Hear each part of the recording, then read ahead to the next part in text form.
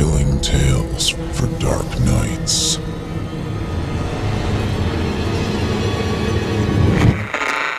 Want to make sure you never miss a Chilling Tales for Dark Nights video again? Be sure to subscribe and hit that bell to turn on notifications. The following interactive performance is a first-round entry in Chilling Tales for Dark Nights 2025 Evil Idol voice acting competition. And you, listener, get to help decide who advances to round 2. Voting is simple. Following the performance, simply click the thumbs up icon on this video if you'd like this contestant to move forward, or the thumbs down if you'd like to see them be eliminated. Voting on this entry will conclude 1 week after the date of its posting. Thank you, and good luck to all of our contestants. The estate was opulent, a palace among the mere mansions. Yet to Chelsea Blackbourne it was a miserable prison of boredom and routine. Grand yet familiar, and familiarity bred contempt. The manor was evident of the great wealth and privilege that had belonged to the Blackbourne family, a lifestyle Chelsea had never known. It had been nearly a century since the clan had been truly prominent. Even Chelsea's father had not experienced the majestic heyday of the family legacy.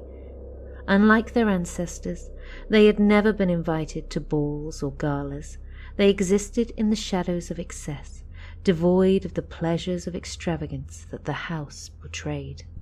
It had high ceilings and winding staircases, thick stone walls and grand fireplaces, dozens of rooms and quarters for servants, spaces that were now empty. The manor's decor was aging yet lavish, which enabled the house to maintain its dignity despite the present owner's problematic financial circumstances.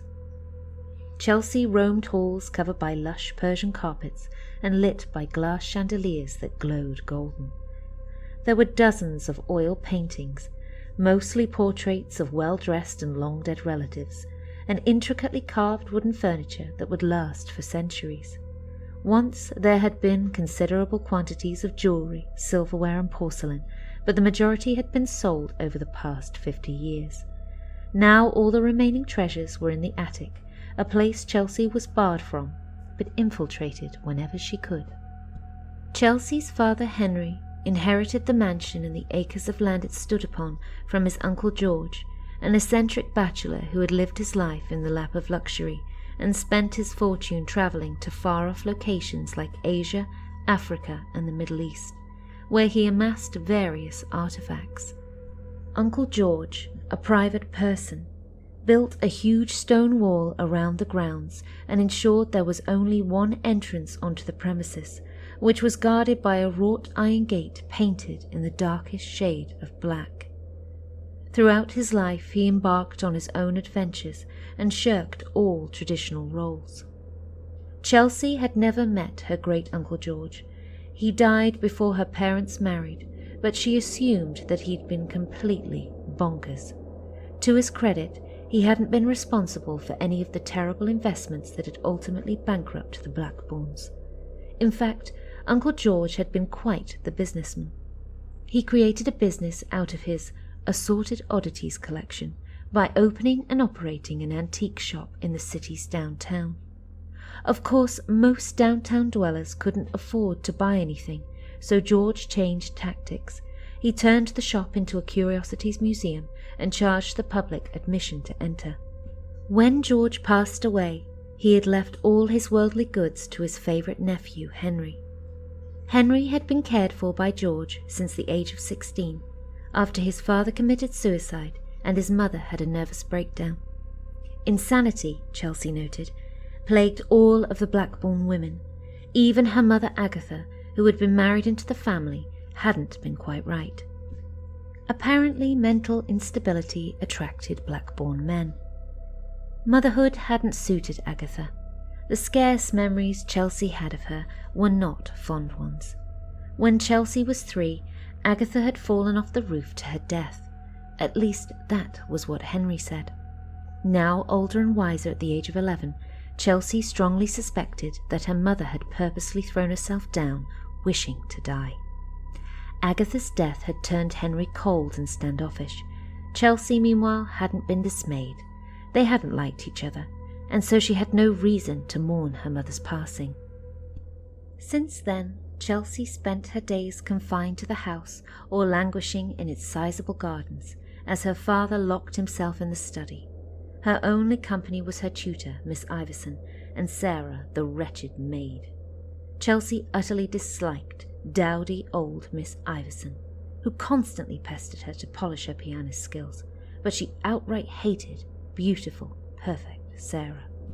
While Miss Iverson was only the latest in a string of tutors, few lasted long with Chelsea. Sarah had been a near constant presence and enemy for over 4 years. Sarah worked at the estate 3 days a week, and as much as Chelsea tried to ignore her, there was something about the servant that captivated and enraged her. Sarah was 19 and much prettier than Chelsea, which seemed woefully unjust, considering that Sarah was also much poorer than Chelsea. In spite of how far the Blackbournes had fallen in high society circles, they were still undeniably privileged, utterly unlike Sarah, who toiled away as a maid for 3 different households 6 days a week. Once Chelsea asked her where she lived, and the maid confessed to residing in a small row house, cramped with several younger siblings and a sickly mother. Sarah was a pitiful creature, burdened with a difficult life. The sole advantage she held over Chelsea was her looks. Sarah was undeniably beautiful, and Chelsea was indescribably jealous. Chelsea had first noticed her unfortunate features at the age of 10. Prior to that, she hadn't really thought much about her pudgy belly, frizzy hair, and buck teeth. She barely registered her broad nose, too far apart eyes, and dull brown hair, until one day she looked in the mirror and realized that she didn't look anything like the fairies illustrated in her storybooks. Fairies were dainty and delicate. Stubby Chelsea resembled the depictions of witches.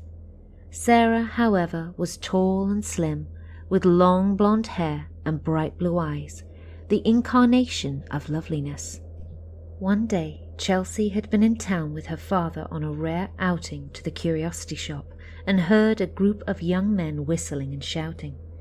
Several stable boys were desperately vying for the attention of Sarah as she hurried down the street, wicker basket in hand, obviously on an errand. The sight had filled Chelsea with envy. She knew she was too young to be courted, but one day she would be expected to marry, and how was she to marry when she didn't look like Sarah? Moreover, why should common Sarah be graced with good looks when she, a Blackbourne, was not? It was simply unacceptable. Sarah hadn't as much glanced in the boy's direction. Clearly, such attention was too common an occurrence to warrant a reaction. Chelsea had never been fond of Sarah, but her indifference turned to loathing after witnessing that scene. She vowed to punish Sarah for her blessed features and tormented her every chance she got. She switched the labels on the salt and pepper shakers. She threw mud on the newly washed sheets as they dried on the line. She hid the broom and misplaced the kettle, and when questioned denied everything. Sarah started avoiding Chelsea, a fact that elated the younger girl and filled her with an intoxicating sense of power. Chelsea felt a similar sense of accomplishment every time she frighted off a tutor. Chelsea disliked learning, and she threw wild tantrums whenever anyone tried to make her sit for a lesson. Her father did nothing to quell her, and the tutors dared not strike her. She was still a Blackbourne after all, so they simply left to find greener pastures, or at least more agreeable students. The same thing happened with the nannies. From the age of 3 to 7, Chelsea had been burdened with several minders whom she successfully sparred with until her father finally stopped hiring them. Miss Iverson was the sole teacher she hadn't managed to banish. An elderly spinster, Miss Iverson always looked after Chelsea whenever her father had an appointment. Henry rarely took Chelsea along with him since she acted up relentlessly, and had a tendency to make a spectacle of herself at formal events. Chelsea didn't mind staying in Miss Iverson's care, since she had diligently studied plants and herbs, and as a result she knew precisely how to spike the old woman's tea and make her fall into a long, deep slumber. Whenever Miss Iverson drifted off to sleep, Chelsea seized the opportunity to ascend into the attic. She had even taught herself how to pick locks solely for the purpose of exploring it. Chelsea was inexplicably enticed by the attic. It was as if something inside of it called to her incessantly. She liked its dim light and its musty smell. She liked the sight of cobwebs and dust. Mostly she was fascinated by the masses of objects stacked on top of each other. All the things from Uncle George's collection that had not been selected for display at the curiosity shop. Chelsea thought deeply about the treasures. Who were the original owners? How had Uncle George come to possess them? Unanswerable questions, of course, but also divine food for thought. The attic was a portal into a world of wonder and mystery, and it was also the beginning of the end of Chelsea Blackbourne's life. Time drifted idly as she wandered aimlessly amongst the ancient armour and dulled swords, fierce-looking carved masks and odd fleshy objects in jars filled with yellow liquids. Chelsea was especially fond of the jars which contained half-formed pigs and eels and cows. One jar even looked as if it held a human baby, although she couldn't imagine how a baby could have possibly ended up in a bottle. She had been rummaging through the attic looking for more jars, or, better yet, papers confirming on what they were and where they came from, when she stumbled across a trunk. It was medium-sized, upholstered with aging brown leather and fastened with brass buckle-like locks. It was an unremarkable thing that Chelsea would have normally cast aside without a second glance, but something about the trunk pulled her towards it magnetically. She crept closer, unable to take her eyes off it. On a whim she reached out and touched the lid. As soon as her palm connected with its surface, an odd, dizzying feeling came over her, as if she was being lifted out of her body while another presence entered her head. Out, out, out. Chelsea was aware that the voice was in her mind, but somehow it also seemed to be emanating from inside the trunk. Her sudden intense urge to carry the trunk down 3 flights of stairs and into the garden seemed ludicrous, considering that it was nearly as big as she was. Yet, apparently, the chest was lightweight, because the next thing Chelsea knew, she was sitting on the garden's lush overgrown grass, under her beloved hemlock trees, fiddling with the trunk's locks. Strangely, she had no memory of actually carrying it downstairs or of leaving the attic. The final lock came undone with a snap, and Chelsea eagerly lifted the lid. She was instantly overcome by a thick, greyish-white cloud. At first she thought it was dust or smoke, but had a strangely intoxicating aroma that was both timeless and exotic. It was like no other scent she had ever known. Then, with a sound somewhere between a gasp and a yawn, a lithe creature rose from the confines of the trunk. Its body was white yet vapid, like a ghost, although better resembled an insect than a human. It had long, spindly limbs, arms, legs, fingers, and large black eyes. Its nose was non-existent, its mouth merely a small straight line near the bottom of its oval head. It had no hair or clothes. Its gender was indeterminable. Chelsea tumbled backwards, but excitement quickly overcame her initial fear. She had read books about these creatures before, and although they traditionally emerge from sealed fancy bottles, it could only be one thing: a genie. "You've got to grant me 3 wishes," Chelsea shouted at the creature. "I'm entitled to 3 wishes." The creature cocked its head to the side, examining her. "I said," Chelsea continued, but then the being spoke. "I heard you, small one, but I do not understand why you would only want 3 wishes. You could have so much more." Chelsea's brow furrowed. "What do you mean?" she inquired. The creature stretched. "You freed me. I've only been in there for ages. I must show my gratitude." "Good. Well, I want a new music box. A gold one, inlaid with diamonds and pearls." "But that's not what you truly desire now, is it?" the creature challenged. "Of course it is," Chelsea spat. "I wouldn't have asked for it otherwise." "Material things may be pretty, but getting your way is so much more satisfying, don't you think?" crooned the creature. "I specialize in fate. If you want something to happen, I can assist you." Chelsea stared at the creature wordlessly, intrigued. "If you let me live in your lush garden, I can help you with all your problems," the creature explained. "My advice is golden, and my magic is potent. I can help you with all that ails you, but my presence must be our secret. You wouldn't want to share my attentions now, would you?" Chelsea vigorously shook her head. "My remaining request is that you bring me food, preferably meat. I don't eat much, but when I'm hungry, I'm ravenous." Chelsea skeptically considered the offer. "Tell me this," she tested.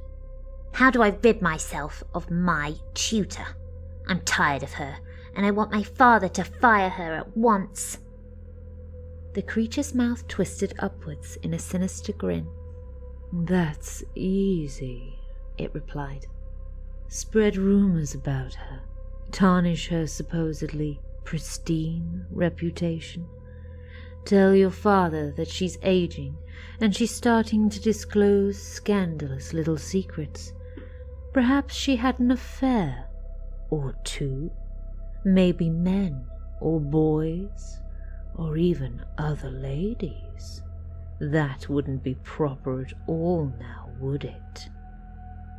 Chelsea had never thought about spreading nasty untruths regarding Miss Iverson, but it could certainly work. She was aging and did mumble on and on from time to time.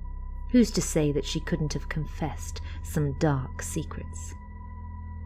"And what about our horrible maid?" Chelsea hissed. "She's even worse, scurrying around, flaunting her beauty, mocking me with her existence. She must be stopped." "If you really want to punish her, take away her beauty," the creature replied. "Scarring her face will be a fate worse than death. After all, if you make her lose one of her prettiest eyes, she'll have to suffer as an invalid for years, decades, forevermore." "How do I do it?" Chelsea pleaded, trembling with glee and amused by the creature's cunning ways. She already felt a stronger kinship with it than any other human she had ever known. "I'll guide you," the creature promised. "I aid those who are loyal to me.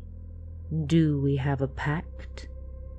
Chelsea did not hesitate to accept the creature's terms. The next thing Chelsea knew, she was back in the attic, sitting on the floor with the trunk in its original position. She didn't remember bringing it upstairs or pushing it back into place. It was as if she had done so in a trance. A sudden wave of sorrow washed over her. It was all nothing more than a daydream. Yet, when Chelsea glanced out of the attic window, she was elated to see the oddly elegant creature coiling itself around the branches of a hemlock tree. A dream it was not. Within a week, Miss Iverson was fired. Henry had been horrified by his daughter's accusations of the tutor's unladylike behaviour, especially when Chelsea told him about how Miss Iverson had caressed her. Needless to say, the old woman was not provided with a reference. Yet the ultimate glory came 3 days later, when the hated Sarah was finally permanently marred. Following the creature's advice, Chelsea tightened all the piano strings and partially cut several with a kitchen knife. Then she ordered the maid to dust inside the piano. As soon as Sarah opened the cover, the steel strings popped off and slashed her face. Her screams were music to Chelsea's ears. There had been a lot of blood. Sarah's right eye was completely ruined, and the skin across most of her face was covered with deep gashes that would definitely leave lifelong scars. Sarah had spent weeks in the hospital, stitched up like a rag doll, and never returned to work. Several months after the maiming, Chelsea had spotted Sarah in town, walking with a black veil over her face to conceal her disfigurement. Young men stood on the corner, yet not one whistled, clapped, or called. Chelsea was pleased. Over time, Chelsea learned the creature's name, Jinnu, and accommodated its feeding requirements. During dinners of chicken or steak, prepared by the new housekeeper, a quiet woman who was neither beautiful nor bothersome, Chelsea saved some morsels and sneaked them out to Jinnu. Neither her father or the new maid ever complained, which was good, since anyone who annoyed Chelsea was guaranteed to meet with misfortune. Jinnu's presence ensured that Chelsea always got whatever she wanted. After feigning trauma from the alleged assault by Miss Iverson, Chelsea convinced her father that she was educated enough for a girl of her status. Without any scheduled activities, Chelsea spent her days learning how to mix potions to rid her of pimples and to straighten her frizzy hair. Jinnu was quite satisfied in the garden. The creature nested in the darkest portion of shrubbery, hidden away among the hemlock trees and poison ivy, and built an elaborate nest by weaving silky white tendrils together, creating a web just as spiders did. It was also eating more. When the leftover scraps were no longer enough, Chelsea started capturing birds, squirrels, rabbits, and the occasional stray cat for the creature to dine upon. The massive grounds of the Blackbourne estate were unkempt, since the family no longer had the means to afford the gardeners that the property required. Due to the wild, undisturbed conditions of the land, Chelsea was utterly shocked when her father managed to catch a glimpse of Jinnu one day, several years after its arrival. Henry had been pacing around the grounds, worried about the cost of the curiosity shop's rent. He had got too near to the hemlock trees and spotted Jinnu slithering around the upper branches. Henry Blackbourne screamed and ran into the house, hysterically ranting about snakes. Chelsea found him in the living room, searching for his old Crimerian war sword, fully intending to slay the creature in the trees. She calmed him and accompanied him back to the garden and eventually convinced him that there was nothing there. Yet Henry remained suspicious and continued searching around the garden, so Chelsea decided that he had to go. Chelsea fixed him tea, laced with cyanide, and told the doctors that he died in his sleep. There had been no reason to be suspicious. Henry was aging, and financial stresses often weakened older men's hearts. Chelsea, being of legal age, inherited the entire estate. She felt no qualms about what she'd done, since she had done it on behalf of Jinnu. After all, the creature doted on her far more than her father ever had. Once named the proprietor of the estate, Chelsea promptly sold the curiosity shop and all its remaining items. She fired the housekeeper and lived like a hermit off her dwindling inheritance. She took up gardening zealously, planting additional hemlock and spindly trees along with deadly flowers such as foxglove, ragwort, oleander, and yellow jessamine. She even started a makeshift greenhouse in an upstairs bedroom, cultivating Venus flytraps and other assorted poisonous vegetation until the house was surrounded by a prism of colours. Sometimes it seemed like the garden was enchanted. alive. Trees whispered, petals snapped, vines coiled, and roots twisted and pulled. In her spare time, Chelsea explored Uncle George's library. He had collected books about uncommon yet fascinating subjects, histories of wars and dead languages, medieval medical practices, instructions on potions and spells. One book regarding human escapades with supposedly mythical beings included an illustration that claimed to depict a Middle Eastern knight slaying evil jinns, dark forms of genies somewhat akin to Jinnu. Below the artwork read the caption, "Imam Ali conquers Jinn. Unknown artist, 1568. Chelsea paid it no mind." Time ticked by, its rules non-applicable on the Blackbourne property. Chelsea never seemed to age a day over 30, but Jinnu grew bigger and hungrier, and unable to hunt effectively on its own, depended on Chelsea. She started travelling to the poor side of town at night, frequenting the dingiest pubs and the shabbiest inns to prey on the rabble of society. Initially, she pretended to be a charity worker and tricked working girls, destitute widows, and hapless orphans into following her home, where Jinnu feasted upon them. Authorities never came to the estate asking questions. The poor were seldom missed. During the course of her rare interactions with other people, Chelsea came to the realization that she was no longer the plain, borderline ugly child she had once been. She subsequently learned how to use her beauty to woo men back to the estate. At first, such seductions had been risky, as the only true dregs of society, like men newly released from prison, would accept such an improper offer. However, with each additional trip into town, such propositions were met with increasing ease. Apparently, the decency of commoners was being eroded at an astounding pace. Chelsea wasn't sure exactly how many times a year Jinnu had to eat. The creature simply got hungry when it got hungry. Gradually, Chelsea learned that its meals were extremely infrequent, occurring every few years, perhaps every few decades. She supposed it was possible that a human body could fill Jinnu up for thousands of days, just as a large rat could fill a snake for months. All the clocks on the estate had long since stopped working, and time was a riddle, but indications of change abounded whenever Chelsea ventured to the village.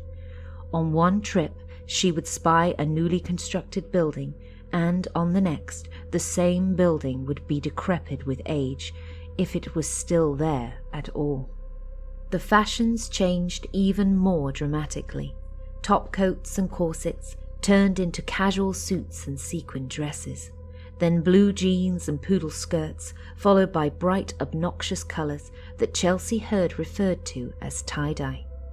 That changed to pastels and black leather jackets worn by men and women with enormous hairstyles. Next, men paraded around in baggy pants, and women stuffed themselves into impossibly tight jeans. Chelsea was not a fan of any of these styles, but she made sure to occasionally entice a female victim back to Jinnu's lair, merely to acquire clothing in which she would blend into the crowd. Yet, no matter what she wore, her outfits always seemed to be slightly dated each time she exited the estate. Another telling sign of the passage of time was the gadgets that the villagers used. The days of horses and carriages had morphed into a world full of cars, radios, and loud blaring boxes called televisions. Most recently, people walked around staring at small rectangles of light that they held in their hands. Sometimes they even spoke to them. Chelsea hadn't the slightest idea what these devices actually did, but they were called phones, and most people seemed quite reliant on them.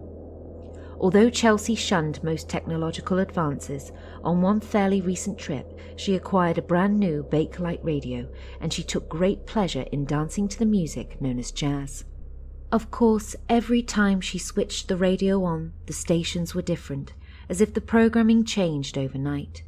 What was the value of one night in the mansion to the outside world? A year? A decade? A century? Chelsea couldn't say. She lived to amuse the creature. She sang and danced for it, and in return it kept her young and vital. After years of listening to Jinnu speak of the scrumptiousness of human flesh, Chelsea decided to sample it and quickly named it her favourite meat. She took to joining Jinnu in its meals, devouring everything but the bones which she used to decorate the manor's interior. She was especially fond of human skulls. Eventually, Chelsea was forced to alter her hunting methods. The new world was full of security cameras, and it was no longer easy to quietly obtain victims. Jinnu knew exactly how to change tactics. The creature convinced Chelsea to start rumours around town about the Blackbourne estate being haunted by the spirits of mentally ill persons. It was a silly, juvenile story, but it was also the stuff of urban legends. Chelsea assumed the fictitious tale would catch on like wildfire, and she was right. Approximately 2 weeks after Chelsea's latest visit to town, which would have been as much as 2 decades on the outside world, 4 teenagers scaled the fence and stormed the garden like Vikings set on a pillaging village. It was a dark, moonless night, and the uninvited guests blindly stumbled through the tall, untamed grass, shouting and giggling and reeking of alcohol. They were all holding their phones, but technology was useless on the Blackbourne estate. The entire group cursed their blank, unresponsive screens. None of them saw Chelsea coming until it was too late. She swept down upon them like a storm, expertly dispatching all of the bodies in seconds before they could as much as scream. Jinnu and Chelsea both ate well that evening.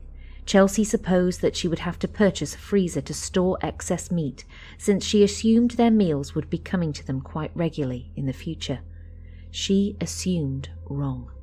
Chelsea was entirely unaware of the emergence of social media, and this ignorance proved to be her downfall. 4 teenagers vanishing at the same time raised alarms throughout the village.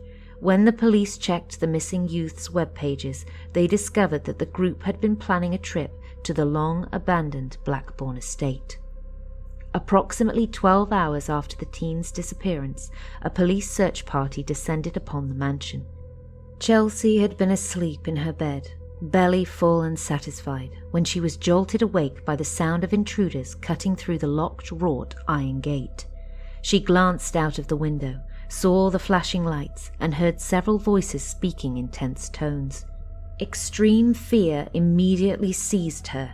The plebeians were breaking in, perhaps intending to riot or loot. Maybe the world is at war again, Chelsea thought as she ran into the garden. Her panic was palpable as she imagined the villagers' discovery of the array of bones placed throughout her home.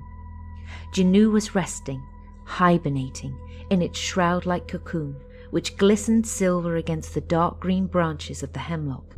In desperation, Chelsea violently shook the web. Jinnu awoke, hissing furiously.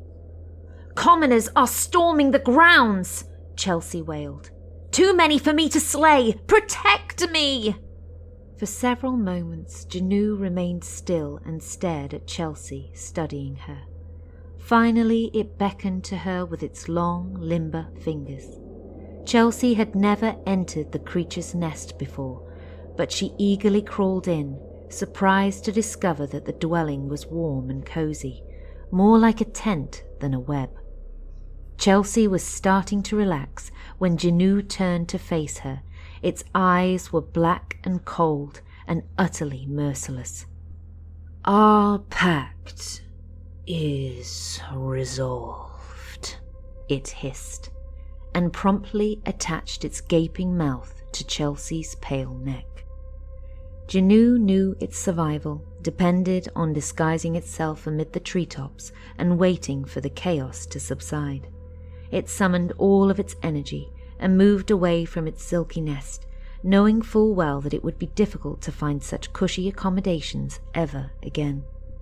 All of its human keepers, slaves, eventually faltered and had to be destroyed, but Chelsea had been the cleverest and longest lasting of all its caretakers. Ironic, considering that Jinnu had initially been disappointed by how young and small she was. It had greatly underestimated the girl. That Chelsea was rotten deep within her core, made her rare amongst humans, but indescribably useful to beings of Jinnu's ilk. The creature knew it would be fortunate to ever master another such host, but it also knew that it needed to start looking. As soon as the humans saw the conditions inside the manor, they were likely to have the building condemned.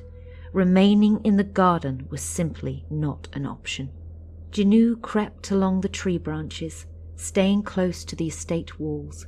It slithered towards the back of the garden, where the overgrown shrubbery was the thickest, knowing that it could probably climb over that section of the wall, undetected if need be. Suddenly, Jinnu heard voices. "I can't imagine what they've found," a male declared. "That place is an enigma," a female replied. "I'd love to see the garden, though," the man admitted. "It's probably the only private property in the county with more plants than mine." This statement piqued Jinnu's interest. The creature hailed originally from the land of sand and heat, an abhorrent environment which it had no fond memories of. It much preferred greenery and gardens. Jinnu peered over the wall and saw a man and a woman. Both were holding cameras and standing beside cars. The trunk of the man's car was ajar. As soon as they looked away from the wall, Jinnu snatched the opportunity. It hurried over the stone barrier and slunk into the invitingly dark trunk. A few moments later, the man bid the woman goodbye, placed his camera in the trunk, and shut the lid. He was completely unaware of the presence of Jinnu, lurking in the back corner. This pleased the creature. It would wait for the man to pop open the trunk. Then, they would make a deal. Thank you for listening. I'm your host, Steve Taylor, reminding you that if you haven't already, don't forget to cast your vote for this contestant via either a thumbs up or a thumbs down vote. New entries will be posted throughout this month. Be sure to tune in and vote for each of them and help decide who becomes the next evil idol. Until next time, turn off the lights and turn on the dark.